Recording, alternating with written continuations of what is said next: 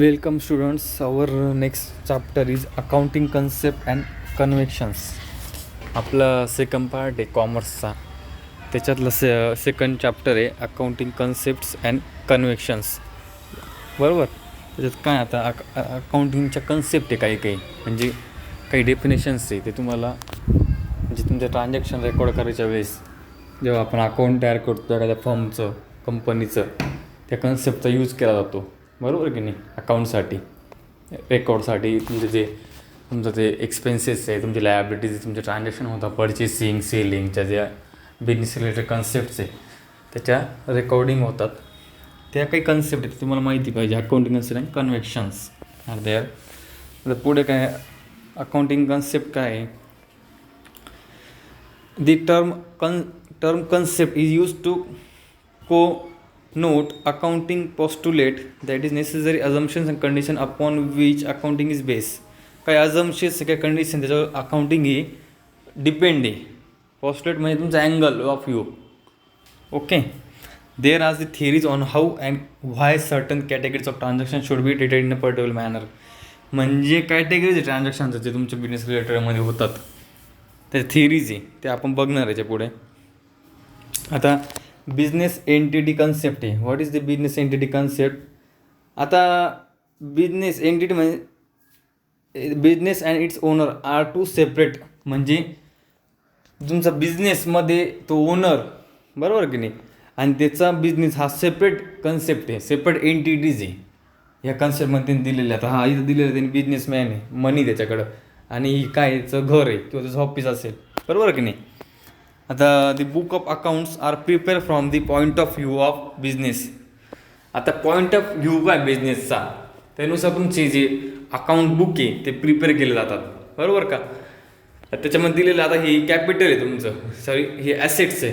कोणतं तुमचं मनी म्हणजे तुमचं बिझनेस, आणि हे जे ऑफिस किंवा तुमचं घर असेल ते तुमचं लायबिलिटीज आहे, बरोबर. ते तुमचं काय होणार आहे, एक्सपेन्सेस होणार आहे. कळलं. या दोघांमध्ये फरक आहे म्हणून हे सेपरेट एंटिटीज आहे. म्हणून ही कन्सेप्ट सेपरेट एंटिटीज ही दाखवते, हे दर्शवते, indicates that the person transaction of owner are not record. त्याचं पर्सनल जे काय असेल खर्च त्याच्यात तो रेकॉर्ड केला जात नाही अकाउंटिंगमध्ये. फक्त जो बिझनेस रिलेटेड ट्रान्झॅक्शन असते त्याच रेकॉर्ड केले जातात, हे लक्षात ठेवा. तर for example car purchase by the owner for personal use is not recorded in the books of account of the business. त्याचा कार आता आहे, त्याचा पर्सनल यूज आहे, त्याचा काही बिझनेसचा काही संबंध नाही, बरोबर. त्याचा एक्सपेन्सेस जे खर्च केला त्याने त्याचा पर्सनल असल्यामध्ये जर त्याचा काही इकडे बिझनेसमध्ये संबंध येत नाही, बरोबर. अकाउंटिंगमध्ये येणार नाही तो. आता गोईंग कॉन्कर कन्सेप्ट आहे second concept. Going concern concept काय. It is assume that the entity is a going concern, that it will continue to operate of an indefinitely long period in future transaction are recorded for the point of view. म्हणजे जे transaction जे record करणार आहे आपण, जे भविष्याच्या दृष्टिकोनातून long टर्मसाठी जे आपण ट्रान्झॅक्शन करणार आहे, की आपल्याला एवढं मनी लागणार आहे किंवा एवढं पर्चेस आपण लॉंग टर्मसाठी करणार आहे, ते रेकॉर्ड केलं तर ते याच्यामध्ये येणार आहे. कशामध्ये येणार आहे, गोईंग कॉन्कर कन्सेप्टमध्ये येणार. ती अज्युम केलेली ती एंटिटी, लक्षात ठेवा. तर मनी मेजरमेंट कन्सेप्ट. ओके. तर मनी मेजरमेंट म्हणजे काय, जे काय मेजरमेंट, जे काय ट्रान्झॅक्शन असेल जे मनीमध्ये होणार आहे ते money measurement concept. In accounting a record is made only of those transactions or events which can be measure and express in term of money. जे मनीमध्ये ट्रान्झॅक्शन राहील त्याच्यात रेकॉर्ड केलं जाणार आहे या कन्सेप्टमध्ये, लक्षात ठेवा. Non monetary transaction are not recording account. म्हणजे नॉन मॉनिटरी म्हणजे जे मनीमध्ये येत नाही ती कन्सेप्ट, म्हणजे मनीमध्ये त्याचं ट्रान्झॅक्शन नाही राहत, ज्या बाकीच्या गोष्टी, बरोबर, ज्या काही मनी सोडून जे ट्रान्झॅक्शन असतील ते याच्यात रेकॉर्ड केले जाणार नाही. ओके. Accounting period concept. आता अकाउंटिंग पिरियड कसा असतो, क्वार्टरली असतो. म्हणजे एखाद्या कंपनीचं त्यांची अकाउंटिंग किंवा त्यांचं बॅलन्स शीट पब्लिश करते, बरोबर की नाही, त्यांच्या शेअर होल्डरसाठी 3 महिन्याचा, 6 महिन्याचा, वर्षाचा, असं प्रत्येक कंपनीचं वेगवेगळा क्वार्टर आहे. त्याला अकाउंटिंग पिरियड कन्सेप्ट म्हणतात. म्हणजे काय, for measuring the financial result of a business periodically the working life of the undertaking is split into converted short period calling account period. म्हणजे शॉर्ट पिरियड म्हणजे 3 महिन्याचा असतो, काही बी असतो, 6 मंथ, 1 इयर, 3 मंथ. त्याला म्हणतात अकाउंटिंग पिरियड त्या कंपनीचा किंवा फर्मचा. आता यांचं कितीचं आहे, 12 दिवसाचा ॲन्युअल अकाउंटिंग रिपोर्ट होईल, 12 दिवसाचा हे दाखवलेलं आहे. आता कॉस्ट कन्सेप्ट काय आहे, the assets acquire by a concern is recorded in the books of account at historical cost, that is as the price actually paid for the acquiring. म्हणजे जी काही आपण परचेस करणार आहे गुड, तिच्या प्राईजनी केलेलं आहे, तिची कॉस्ट जी असेल ती इथं रेकॉर्ड केली जाते तुमच्या बुकमध्ये. लक्षात ठेवायचं, ती काय येणार आहे कॉस्ट कन्सेप्ट. जी आपण गुड घेणार आहे, ज्या कॉस्टने घेणार आहे ती युनिट कॉस्ट आपण रेकॉर्ड करणार. आता फॉर एक्झाम्पल, आता हिस्टोरिकल कॉस्ट काय 2010ची $555 होती, 2011ला काय तीच राहिली, बरोबर की नाही, BCची. आणि मार्केट व्हॅल्यू काढायला गेलो आपण, आता 2010मध्ये $555 होती ती, पण नंतर कालांतराने म्हणजे 2011ला ती कॉस्ट कमी झाली, निम्मी आली, $250 आली. मग तुमची कॉस्ट काय राहणार आहे, आपण घेतली कितीला होतं 555ला, मग रेकॉर्ड काय होणार आहे 555 होणार आहे. मार्केट व्हॅल्यूचं 250 झाली ती गोष्ट वेगळी, पण आपण घेतली त्याच्यानी होती ना, कशाने $555, मग रेकॉर्ड तेच होणार आहे. ओके, त्याचा आता मार्केट व्हॅल्यूचा काही संबंध राहणार नाही. ड्युएल ॲस्पेक्ट्स कन्सेप्ट म्हणजे काय, for every debit there is a credit. म्हणजे डेबिट म्हणजे काय, एखादा आपण खर्च केला, म्हणजे एखादा सेल केला परत आपल्याला पैसा आला, म्हणजे एखादा समजा तुम्ही ₹10 खर्च केला परत ₹10 तुम्हाला आले, म्हणजे डेबिट पण झाले आणि क्रेडिट पण झाले, गेले पण आणि आले पण. Every transaction should have 2 side effects to extend of same amount. 2 side effect असा, एक डेबिटचा असतो म्हणजे जाणे मनी, क्रेडिट म्हणजे येणे. ओके, कॅश सेल 10,000चा डेबिट झाला, समजा कॅश अमाऊंट काय 10,000 डेबिट झाले पण क्रेडिट झाले, म्हणजे 2 कन्सेप्ट आहे, क्रेडिट आणि डेबिट, हे लक्षात ठेवा. आता एक्झाम्पल दिलं त्यांनी एक, रामने त्याचे गुड्स, त्याचा माल कितीला घेतला, 20,000ला घेतला, मग परचेस केला आणि त्याला 2,000 डिस्काउंट भेटला. आता डेबिट किती झाले, म्हणजे आता याला पैसे द्यावे लागले ना, म्हणजे हा डेबिट झाला, बरोबर की नाही, कंपनीवाल्याला पैसे द्यावे लागले, मग त्यांनी त्याला गुड परचेस केले असतील 20,000 आणि त्याला डिस्काउंट भेटलं 2,000, तो काय झाला क्रेडिट झाला, बरोबर. ॲक्च्युअल अमाऊंट होती 20,000, पण त्यांना डिस्काउंट भेटला त्याच्यामुळे तिथे 2,000 त्याची क्रेडिट झाली. मग दोन्ही कन्सेप्ट झाल्या, डेबिट पण झाला आणि क्रेडिट पण झालं, लक्षात ठेवा. त्याला म्हणतात ड्युएल कन्सेप्ट. आता हे काय अकाउंटिंग इक्वेशन आहे, तर अकाउंटिंग इक्वेशनमध्ये काय दिलेलं त्यांनी तराजू काटा दिलेला आहे, इकडे ॲसेट्स दिलेले, त्याची काही मालमत्ता असेल ती त्याला म्हणतात ॲसेट्स, आणि लायबिलिटी म्हणजे त्याचा खर्च वगैरे एक्सपेन्सेस जे काय येणार आहे, आणि ओनरची इक्विटी जे काय खर्च असेल त्याची काही चोर राहणार आहे. ही याची अकाउंटिंग इक्वेशन आहे, हे दोघं सेपरेट आहे, हे त्यांनी याच्यात इंडिकेट केलेलं आहे. नंतर रिअलायझेशन कन्सेप्ट म्हणजे काय, profit is earn when the good or service are provided or transfer to customer. म्हणजे प्रॉफिट हा अर्न केलेला आहे कधी, जेव्हा तुम्ही गुड हा कस्टमरला, म्हणजे माल तुम्ही कस्टमर दिला तेव्हा तुम्हाला ते प्रॉफिट झालेलं आहे. This is incorrect to record profit when order is receive आणि when the customer pays for the goods. म्हणजे फक्त तुम्ही ओनर आहे एखाद्या फर्मचे, फक्त तुम्हाला ऑर्डर आली, तुम्ही असे म्हणू शकत नाही की झाला प्रॉफिट बा. ज्या वेळेस ती ऑर्डर प्लेस होईल, त्या कस्टमरकडे जाईल, कस्टमर जेव्हा पे करेल तुम्हाला मनी, तेव्हा ते खरं म्हणजे प्रॉफिट होईल.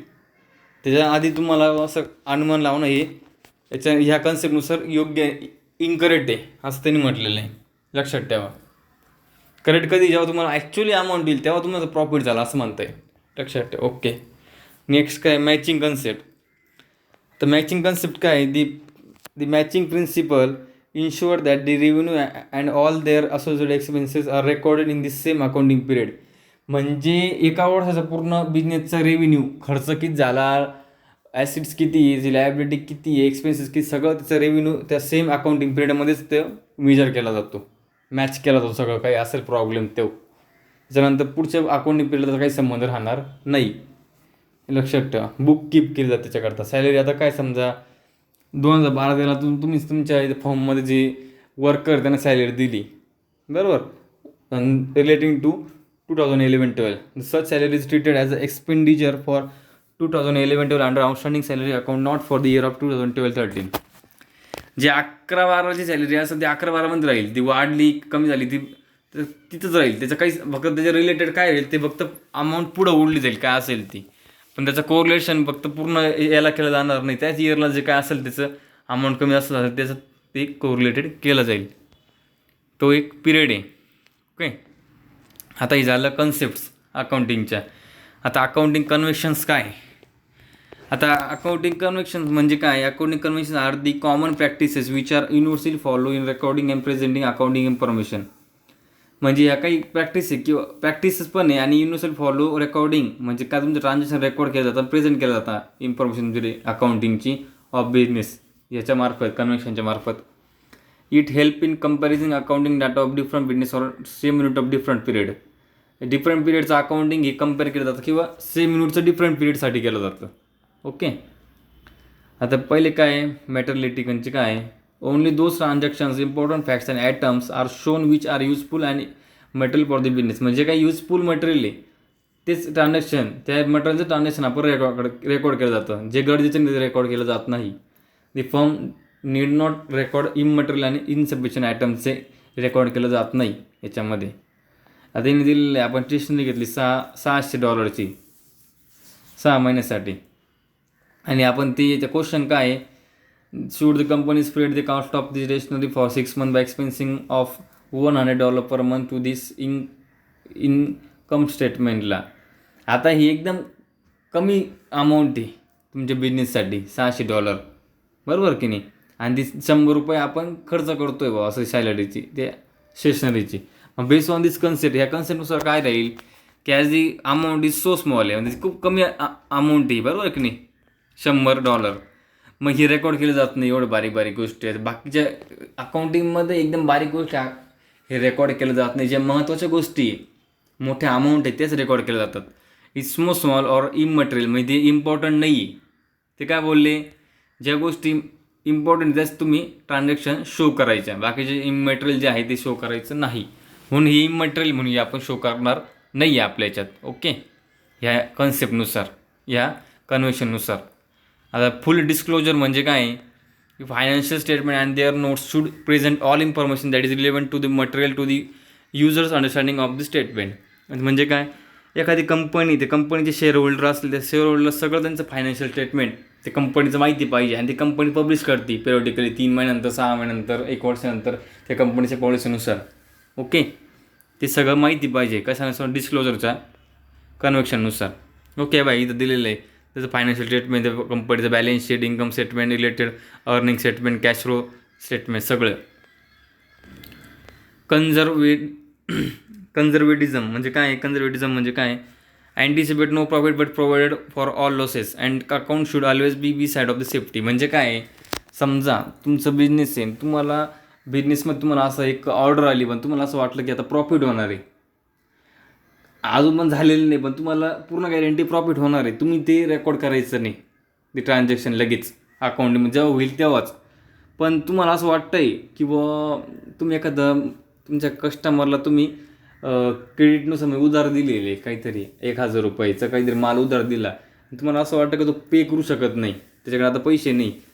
तुम्हाला असं वाटतं लॉस होतो लगेच रेकॉर्ड करून घ्यायचा तो लॉस रेकॉर्ड करायचा. पण तुम्हाला प्रॉफिट होतो आहे असं मला कळलं ते रेकॉर्ड करायचं नाही. Anticipate no profit but provide all losses म्हणजे अँटिसिपेट करायचं काय प्रॉफिट नाही करायचं पण लॉस कन्सेप्ट ही अकाउंटमध्ये लगेच ॲड करून घ्यायची. त्याच्याने तुमच्या अकाउंटच्या सेफ्टीसाठी ते गरजेचं आहे. ओके. लक्षात ठेवा. फॉर एक्झाम्पल काय making provision for bad and doubtful डेट्समध्ये तुम्हाला काय शंका आली बा हा पैसे आपल्याला देणार नाही परत किंवा आपला जे डेप्ट आहे म्हणजे उधारी हे करू शकत नाही बा ते लगेच आपण नोट डाऊन करून घ्यायचं. आणि showing depreciation on fix assets but not appreciation म्हणजे डिप्रिसिएशन म्हणजे लॉस करून घ्यायचा रेकॉर्ड पण तुमचा फायदा जो रेकॉर्ड करायचा नाही याच्यात दिलेलं आहे. कन्सिस्टन्सी काय आहे एक accounting practice and the method should remain consistent from the one accounting period to another whatever accounting practice is followed by the business enterprise should be followed on the consistent basis from the year to year. म्हणजे तुमची accounting practice किंवा accounting sheet आहे balance sheet ती account हे period to period म्हणजे one accounting to period अनादर म्हणजे 1 वर्ष 2 वर्षाचं रिलेटेड झालं पाहिजे. अकाउंटिंग तुम्ही रेकॉर्ड प्रॉपरली केलं पाहिजे इयर टू इयरली त्याच्यात हे सांगितलेलं आहे. कन्सिस्टन्सी पाहिजे तुमच्या कामामध्ये. फॉर एक्झाम्पल 2009, 10चं 10, 11चं 11, 12चं हे त्यांनी दिलेलं आहे. स्ट्रेट लाईन मेथड वापरल्यानंतर return down value method unit of measure method असं. ओके. हे तुमचा सेकंड चॅप्टर झालेला आहे अकाउंटिंगचा. नेक्स्ट आपण थर्ड चॅप्टर बघू. ओके. असेल प्रॉब्लेम कोणाला त्यांनी मला कॉन्टॅक्ट करायचा आहे. ओके. थँक्यू.